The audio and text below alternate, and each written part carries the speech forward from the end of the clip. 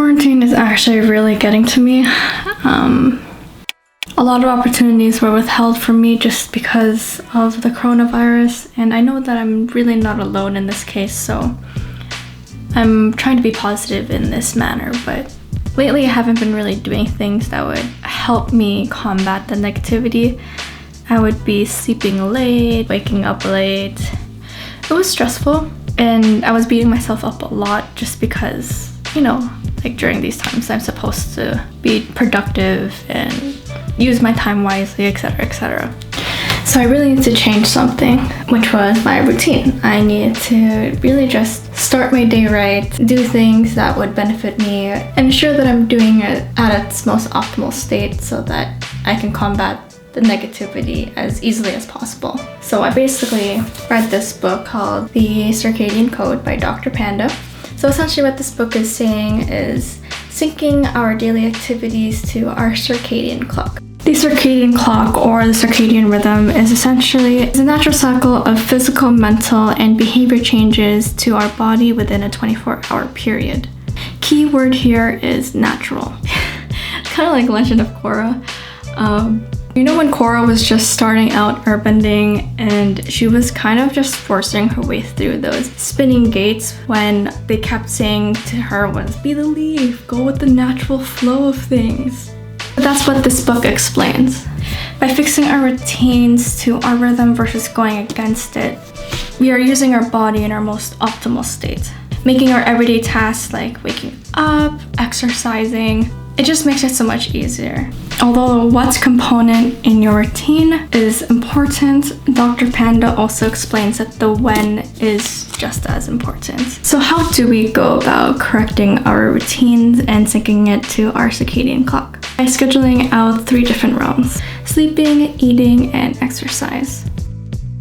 Your day starts the night before, and as many of us have experienced, we understand that if you don't have a good night of sleep, then the next day you feel less motivated, and just ultimately your day isn't as productive as you want it to be. Having proper sleep not only improves your performance levels, it is the most important factor when it comes to aligning things to your circadian clock. Adults typically need 7 to 8 hours of sleep. Any more you'll feel groggy, and any less you'll feel not as alert. Keep it between 7 to 8. So how do I get the best sleep possible within these 7 to 8 hours? The right amount of light exposure is the key factor when it comes to getting a good night's sleep. Light is the outside factor and where our brain understands that it is the daytime.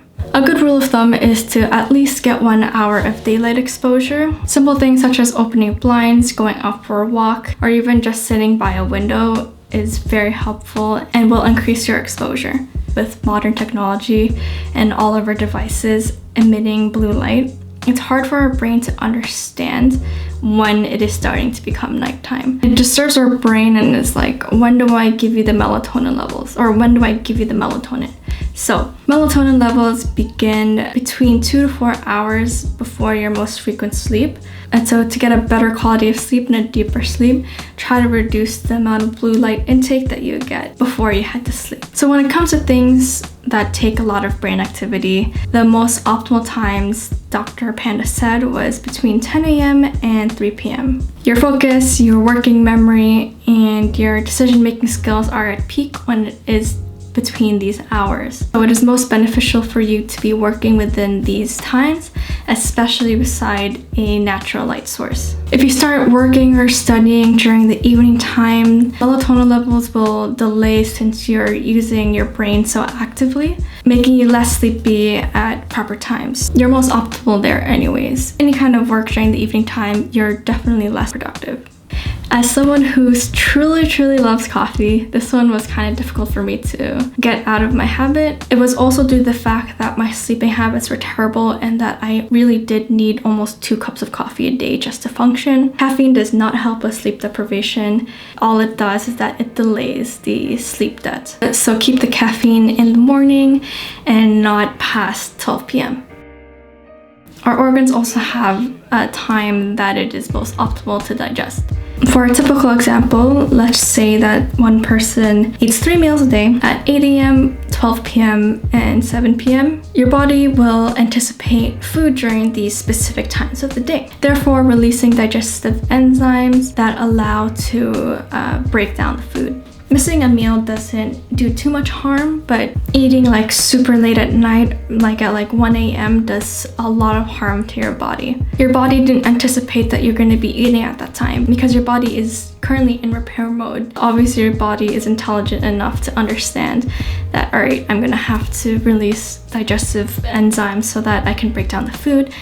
But eating in those types of times isn't the most optimal state. Dr. Panda really stressed the importance of time-restricted eating, or TRE. Start eating at a specific time and stop eating at a specific time. Whether that be 2 to 3 meals a day that you do eat, just ensure that you track at what times do you start eating and what times you stop eating. This is why intermittent fasting became so popular. Because yes, it's not much about what you eat, but it's about when you eat it. Your body needs to repair itself and it needs time to do so. So by scheduling a feeding portion and a fasting portion, it provides your digestive system the right amount of time to perform its functions, enough time to repair itself, and support healthy gut bacteria. I myself am doing an 8-hour window, so I'm eating between 12 p.m. and 8 p.m. Dr. Panda does 8 a.m. to 8 p.m. As long as you are capable of sticking to this scheduled time, your digestive system will thank you.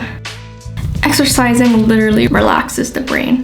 This one doesn't have as much of a strict time schedule like sleeping and eating. It is a key component in your routine to add. If you're more of a morning exercising person, it's gonna help you gather in more natural light into your system, helping synchronizing your brain clock. And this increased daylight will ultimately boost your mood, making a great start to your day. Late afternoon exercising, like between 3 p.m. and dinner time, Dr. Panda states that this is where our motor coordination and strength peaks. So he suggests that during this time, it's best to do strength training, muscle toning, and high intensity activities. Probably the only time that it isn't advantageous is during the evening times past dinner time, but any exercise is better than no exercise at all. So if this is the only time in your day that you're able to do some exercise, then of course do so. But Dr. Panda states to not do anything too intensive because this is supposed to be a time for your brain to relax and prepare itself for sleep. So these are the 3 clocks that you should sync towards your circadian clock. I know it just seems very elementary and simple to be like, yeah, you're supposed to sleep at night and you're not supposed to eat during the evening, but come on. By really following this routine, it has optimized not only my brain functions and my working, but also just gave me an overall better mood. Things are just so much easier to do. It's a lot easier to even just eat healthier. And I'm doing things that need to be done much more productively and efficiently. By scheduling out your sleeping, eating, and exercising times, you're putting yourself in your most optimal state, and it just makes things so much easier. So I highly encourage you to read the book because obviously Dr. Panda goes into way more depth. This is a very on the surface level of what he talks about. Because this helped my life so much, I really just want to share it with you guys. I hope you guys are being safe during this time, and I bid you good luck on finding your optimized routine. Bye guys.